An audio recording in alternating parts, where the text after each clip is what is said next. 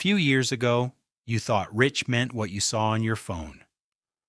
A Lamborghini in someone's driveway. A guy on a yacht captioning it, blessed. You scrolled past it every night, half believing that was the finish line. Now your account crosses a number you used to think would feel different. And you know something you didn't back then. Real wealth doesn't post. It doesn't rev an engine at a red light or wear a name brand. It looks like a Camry that starts on the first try. A body that wakes up 4 minutes before the alarm, already knowing what today is going to ask of it.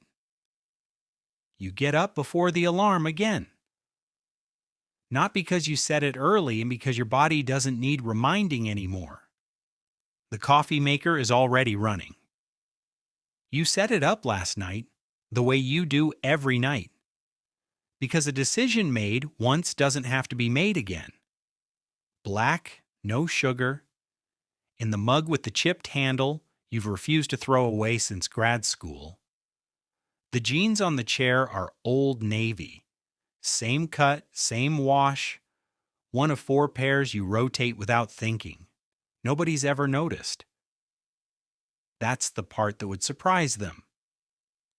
In the kitchen, oatmeal goes into the same Pyrex container you've had since before your last promotion.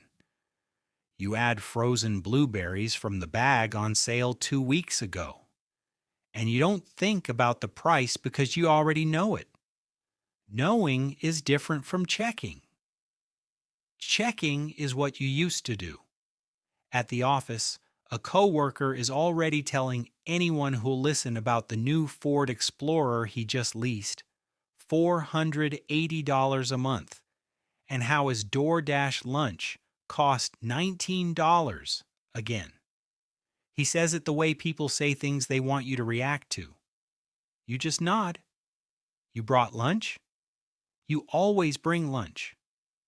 What nobody in the break room knows is that on payday, before you ever see the number that hits your checking account, a slice of every paycheck is already gone, diverted straight into your 401k.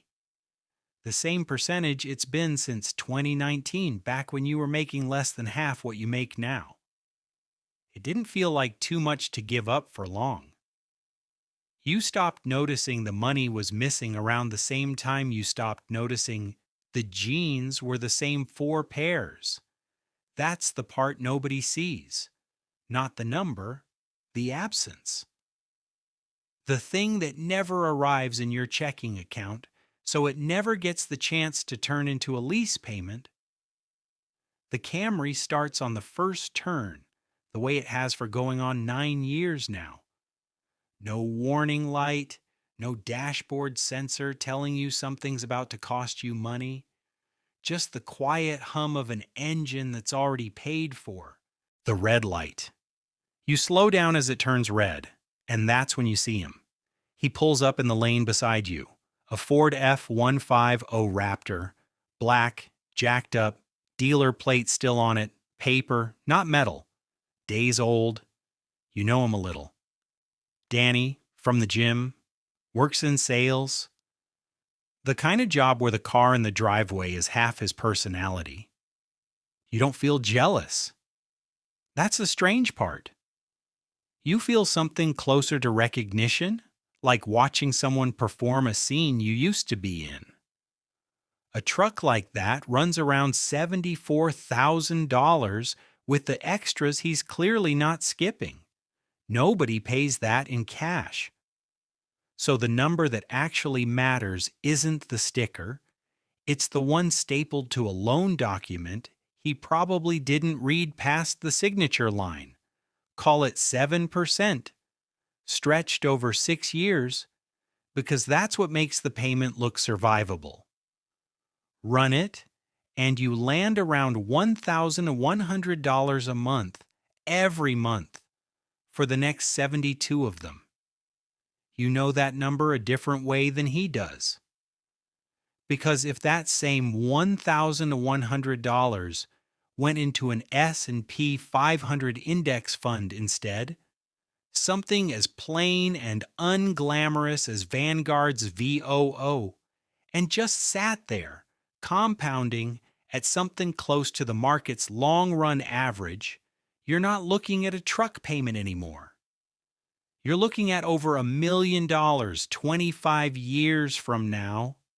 Not a guess, just math. You're not judging him. He's not stupid, and he's not doing anything most of the country wouldn't do in his position. He just can't see the number you're seeing. Nobody built a windshield sticker for opportunity cost. The light turns green. The Raptor pulls away first, throaty and proud. You follow at a normal speed, in a car with no payment left on it. What stays with you isn't the truck, it's the shape of the math.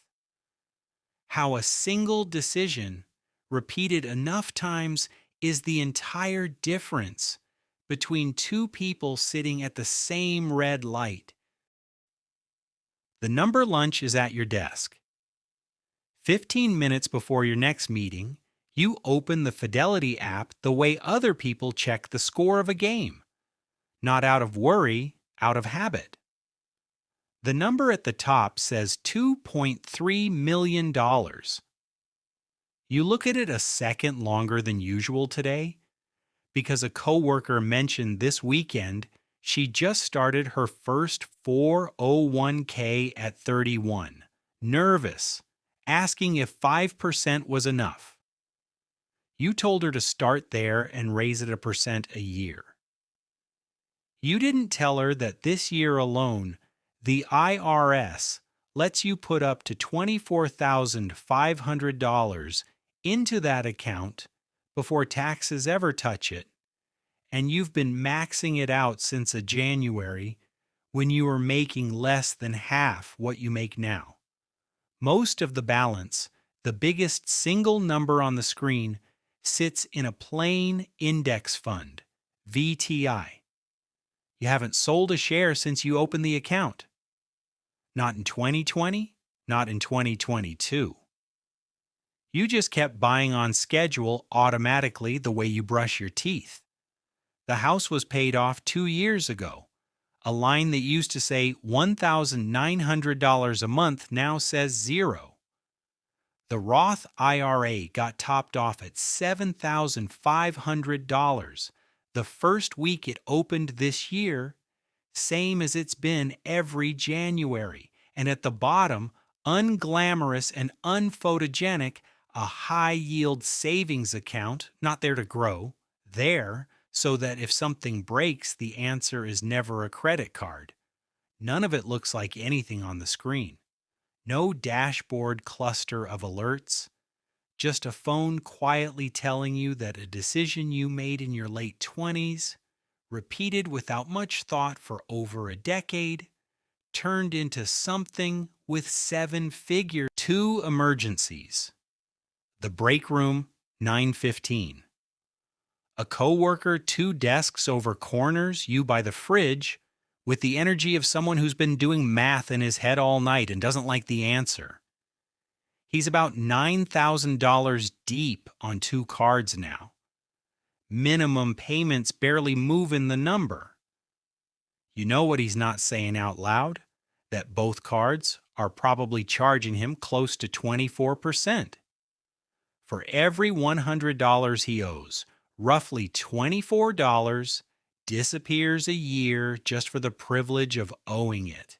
You don't lecture him, you just tell him 2 things. Pay yourself first, automatically, before you can talk yourself out of it, and never carry a balance on anything that isn't growing while you owe it. Then your phone buzzes. Your sister? Her water heater died overnight. The plumber quoted $1,400 to replace it today, and she's got 2 kids, no hot water, and no room left in this month's budget. For her, $1,400 means a credit card, the one she keeps for emergencies, sitting at close to that same 24%. If she can't pay it off fast, That $1,400 quietly becomes closer to $2,000 over the next year and a half. For you, $1,400 is a fraction of a single percent of the account you closed the laptop on last night. You don't have to think about it. You just tell her you're sending it, and before she can start the sentence about paying you back, you cut her off. It's not a loan. She goes quiet on the other end. The kind of quiet that means she's trying not to cry in front of a plumber. You let her have the silence. The same $1,400 means two completely different things depending on which side of the account you're standing on. It doesn't make you feel superior. It just makes you feel far away from people you love in a direction none. The watch. That evening, a browser tab you weren't planning on opening. A Rolex date, just 41. Steel, white dial, $8,500 at retail. You could buy it tonight. Not a stretch, not a sacrifice. You'd never feel it in your accounts. Never notice the absence the way your coworker would notice $9,000 gone from his. That's exactly what makes it dangerous. When something stops costing you anything to want, you have to start asking better questions about why you want it. So you run it through the 3 questions you never told anyone you use. Will you still want it in 30 days? Or is this just tonight talking? Are you buying the object? Or the 10 seconds of feeling you get imagining it on your wrist? And the one that actually ends the conversation, who exactly are you wearing it for? You already know the answer. You're not wearing it for yourself. You built an entire life out of not needing strangers to notice you. You closed the tab. Across the street, your neighbor's driveway tells a different story. A boat that hasn't moved in 3 weeks, a camper, 2 SUVs with paper plates still on. He makes more than you do, or says he does. What a stranger can't see is the home equity line quietly propping it all up. You don't say anything. You just wave the way you always have and go back inside. There's a version of you that used to watch other people's spending like it was a scoreboard you were losing. That version is a long time gone. You stopped needing the truck, the watch, the boat to mean anything about. 10 minutes downstairs, the kitchen light is still on. Decaf, too hot to drink, 2 mugs, the same table you bought the year you got married. This is the only 10 minutes on either of your calendars neither of you has ever tried to skip. Every night after the dishes, before the TV goes on, not a special occasion, just tonight, the way it's been for 22 years. The accounts go up on the screen. Checking, savings, the fidelity balance, the mortgage that isn't a mortgage anymore, just a line that says paid in full. Nothing hidden, nothing saved up to mention later. The way some conversations get saved up until they turn into fights. What you actually talk about is smaller. Whether to bump the 401k contribution up 0.5% now that the raise cleared. Whether the Roth gets funded again in January. None of it feels dramatic, because dramatic is what happens to people who don't have this conversation until the numbers force them to. You remember someone telling you once that money problems in a marriage are never really about math. They're about the moment you find out something you didn't know. This table, these 10 minutes, it's not really about tracking dollars.